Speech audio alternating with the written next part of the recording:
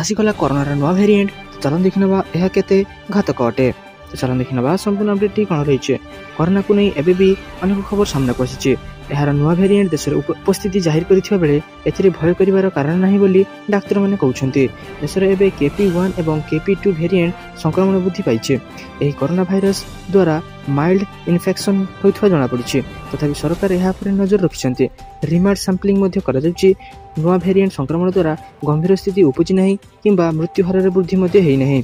Delhi AIIMS रो community medicine professor doctor Sanjay Kumar Rai कहते जे कोरोनार यही भेरिएंट RNA भाइरस एथिरे म्यूटेशन जारी रहिबो। मामला रे कम बेसी हेबो एबे नुहे आहुरी 50 वर्ष पर्यंत एहार मामला देखिबा को मध्ये मिलि पारे। तो चलो देखिबा परवर्ती अपडेट कोन रहिछि। बात्या रमाल रे 12 जन मृत, पश्चिम बंग रे 2, बांग्लादेश रे 10 मृत।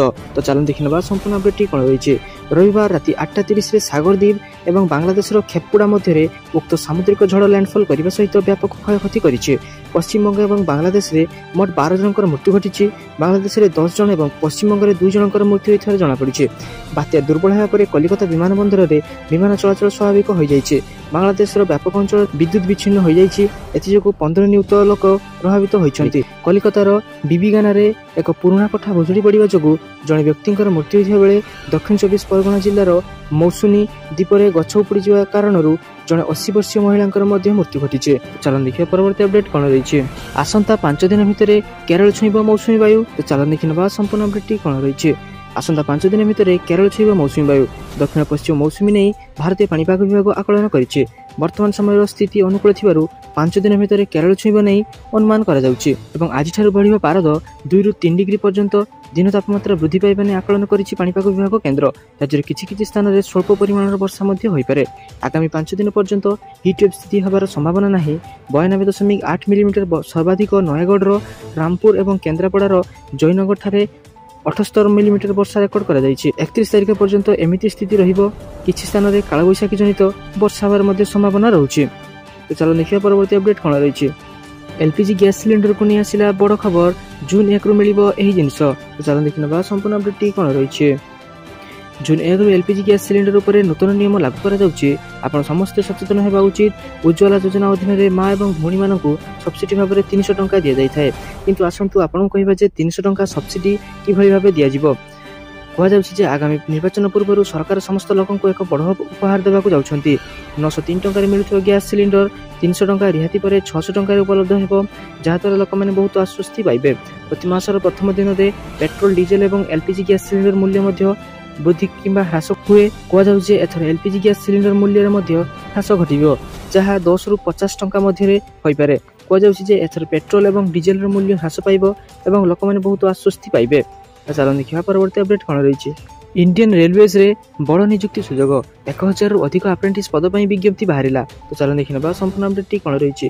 1000 रु अधिक पद रे नियुक्ति सुजोग नै विज्ञप्ति प्रकाश करिछि रेलवे। भारतीय रेलर एही वैकेंसी विभिन्न ट्रेड्स पई बोली कुआ जाइछि। एहा द्वारा मोट 1010 अप्रेंटिस पद रे नियुक्ति प्रदान करा जिवो। मे 22 तारिख रु एथि पई रजिस्ट्रेशन आरंभ होको थिबा बेले आवेदन पई इच्छुक प्रार्थी मानकु आह्वान करिछि इंडियन रेलवे। तबे इच्छुक प्रार्थी एथि पई केवल ऑनलाइन आवेदन करि परिबे।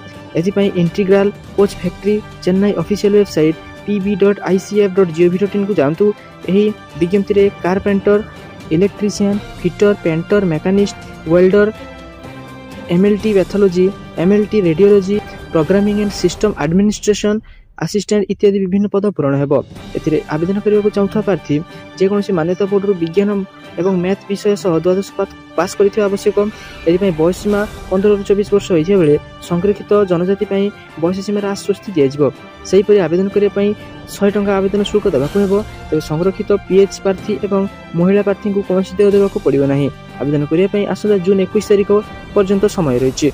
तो योग्य और आग्रही प्रार्थी मैंने शीघ्र जाइया को आवेदन करनियंतु। तो चलो देखिए परवर्ती अपडेट कौन रही। कोटी कोटी चाषी बहुत बड़ खुशी खबर। एही दिन अकाउंट को आसीबो PM किसान रो टंका। तो चलो देखिनबा संपूर्ण अपडेट कौन रही।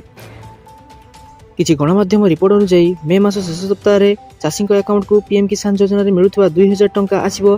किंतु एनै सरकारी स्तर रे कोनोसी घोषणा करा जाय नाही। एही योजना रे 16तम किस्ती टंका सरकार पठि सारिछन्ती। एबे 17तम किस्ती पई अपेक्षा करि रहिछन्ती चाषी। आ चाषी अपेक्षा शेष हेबाकू जाउछि। तो परवर्ती किस्ती पाइबाकू चाहुथिले କିଛି ଗୁରୁତ୍ୱପୂର୍ଣ୍ଣ ଦିଗ ବିଷୟରେ ବିଶେଷ ଧ୍ୟାନ ଦେବାକୁ ପଡ଼ିବ। ଏଥିପାଇଁ ସର୍ବପ୍ରଥମେ ଚାଷୀଙ୍କୁ ଇକେୱାଇସି କରିବାକୁ ପଡ଼ିବ। ଏହା ବ୍ୟତୀତ ବ୍ୟାଙ୍କ ଆକାଉଣ୍ଟ ଯେଉଁଥିରେ ପିଏମ୍ କିଷାନ ଟଙ୍କା ଆସୁଛି ତା ଆଧାର କାର୍ଡ ସହିତ ଲିଙ୍କ ହୋଇଥିବା ଆବଶ୍ୟକ। ଯଦି ଇକେୱାଇସି କିମ୍ବା ଆକାଉଣ୍ଟ ସହ ଆଧାର କାର୍ଡ ଲିଙ୍କ କରିନାହାନ୍ତି ତେବେ 17ତମ କିସ୍ତି ଆସିନପାରେ। ତେଣୁ ଇକେୱାଇସି କରିବା ବାଧ୍ୟତାମୂଳକ କରାଯାଇଛି। ସାରାଦିନ ଏପରି ବଛା ବଛା ଏବଂ ଗୁରୁତ୍ୱପୂର୍ଣ୍ଣ ଖବର ଜାଣିବା ପାଇଁ ଆମ ଚ୍ୟାନେଲକୁ ସବସ୍କ୍ରାଇବ କରି ରଖନ୍ତୁ।